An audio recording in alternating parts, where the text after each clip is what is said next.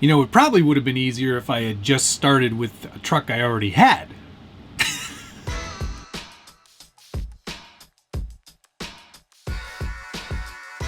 Welcome back to the Skilled Builders Guild. Thanks again for watching. Today we're taking a look at the Element RC Enduro, but not in the way that you might think. We're taking the existing Enduro kit 2, if you will, and making it into a much more competitive scale rock crawler. We're going to fit it into Sorka Class 2. We're going to do it in a couple of different ways, with some parts that carry over and some that don't. The best way that you could go about doing this is having an Enduro already. It's certainly a cheaper way to do it. I do have a couple of Enduros. One's IFS, actually 2 of them are IFS. One's in the process of becoming something else. One is the Night Runner with some very nice parts on it, which I love very much. It's an amazing RC.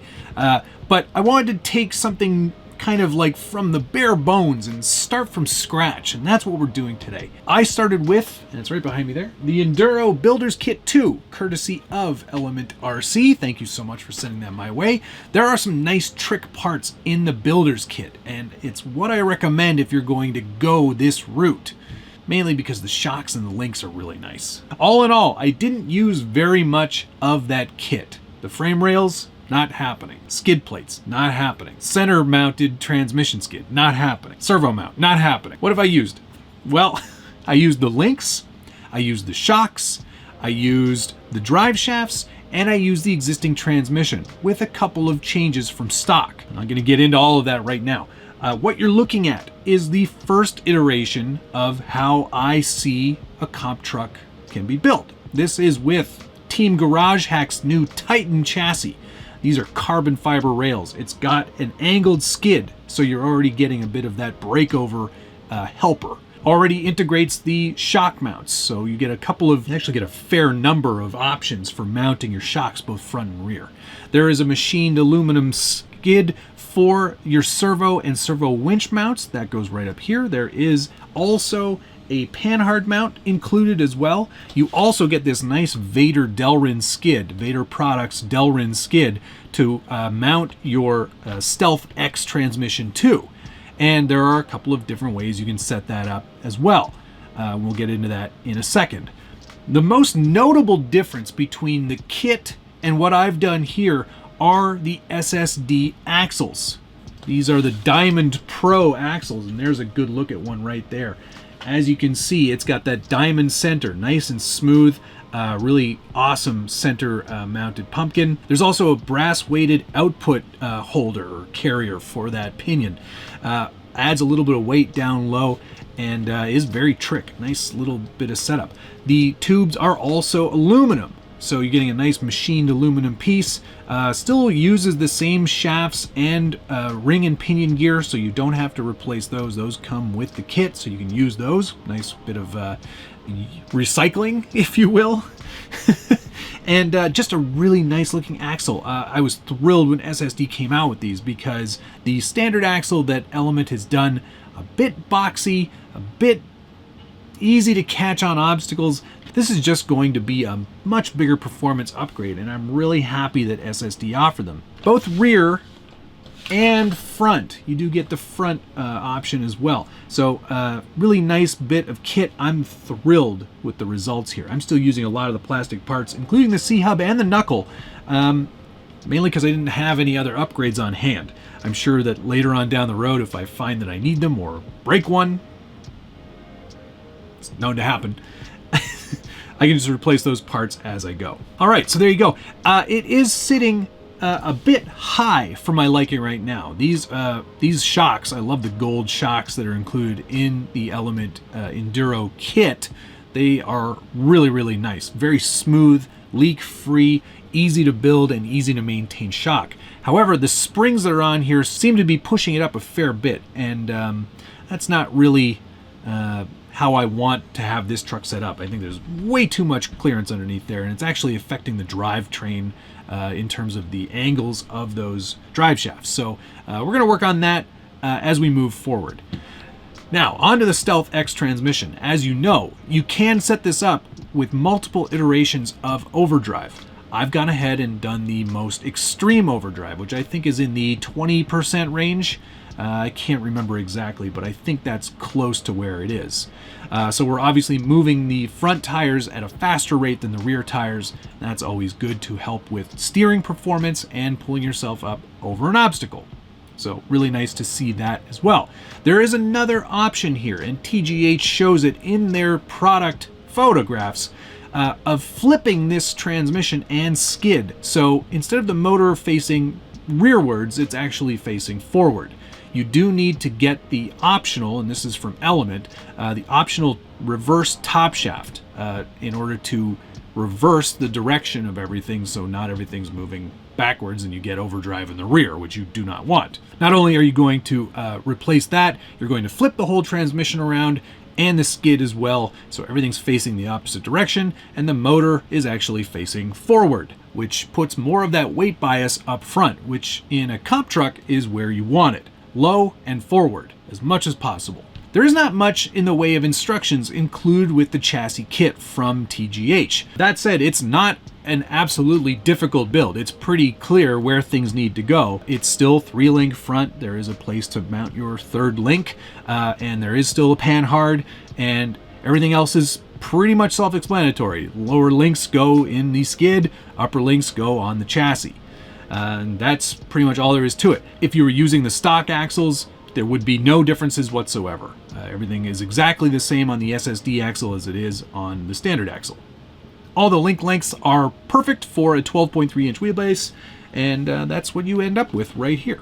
Overall, I would say that the TGH option is more for the tinkerer, someone who really wants to expand their horizons, do something creative, and do something their own.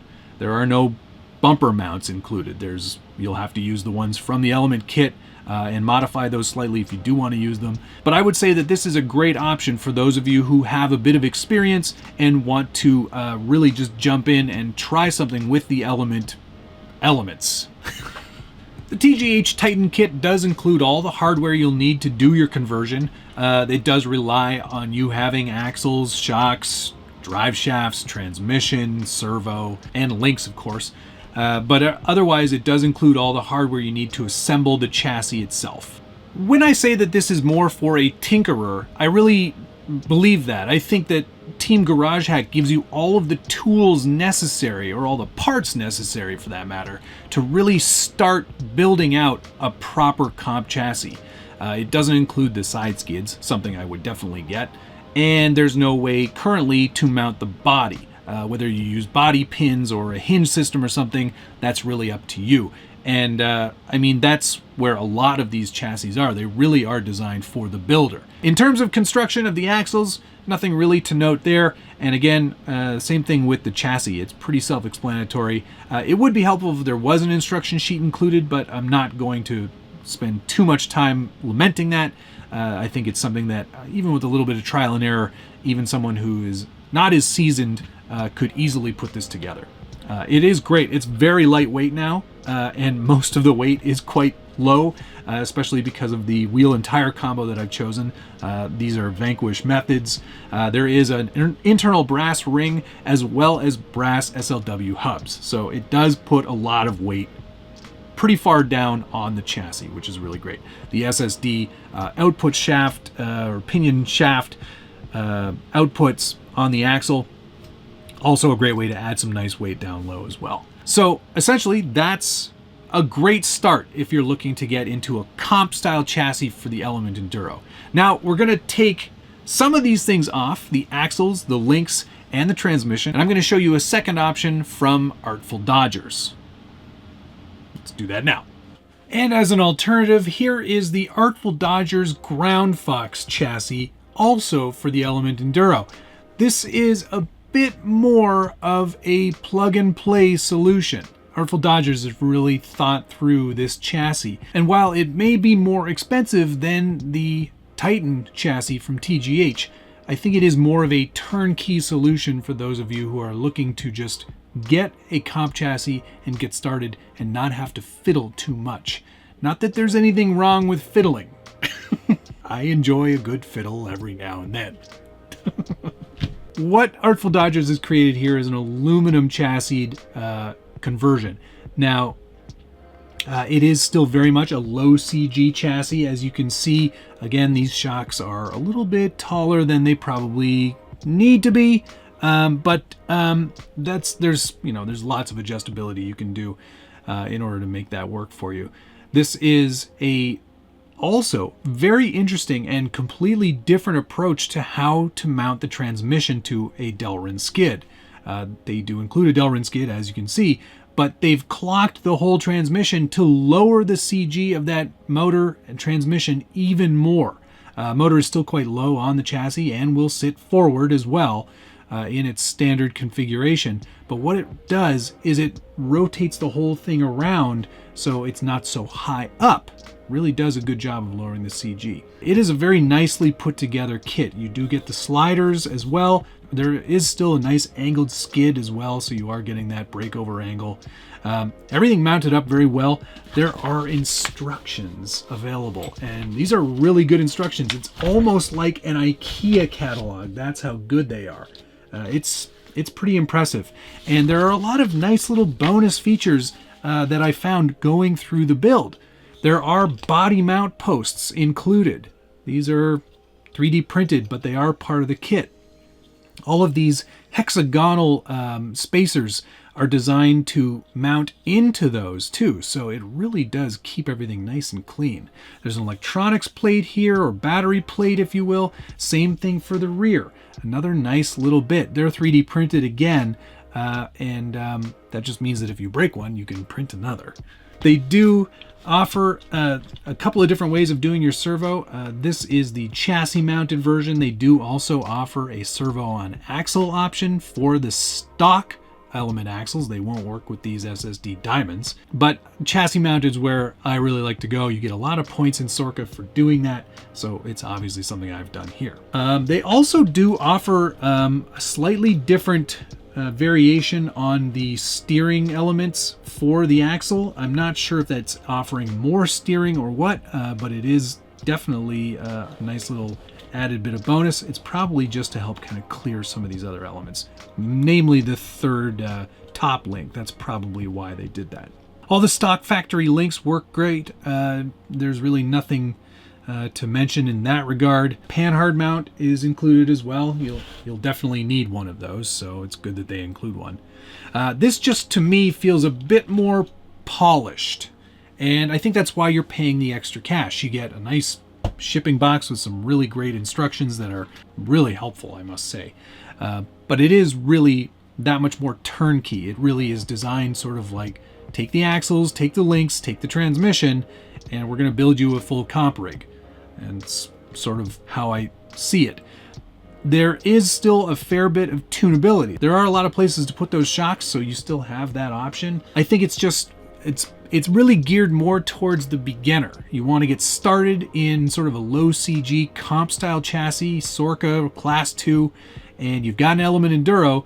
The Ground Fox is going to be the option for you if you don't have a ton of experience and you just want to get started.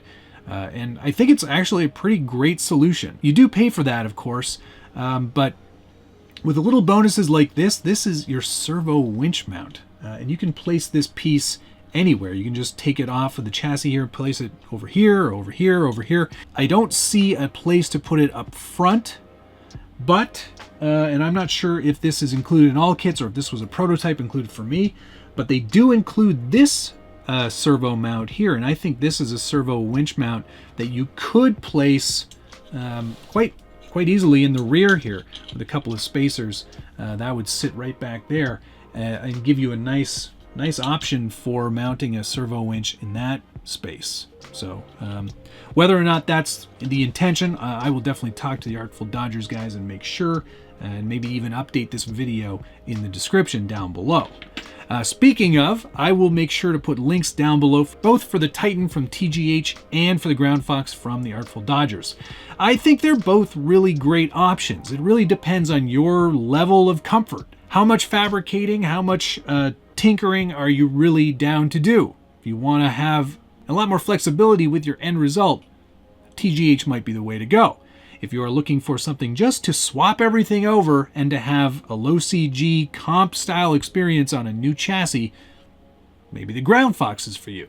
I think in terms of performance, it's going to be really difficult for me to test because I only have one set of all of these things. So I had to disassemble the TGH to build the Artful Dodgers chassis.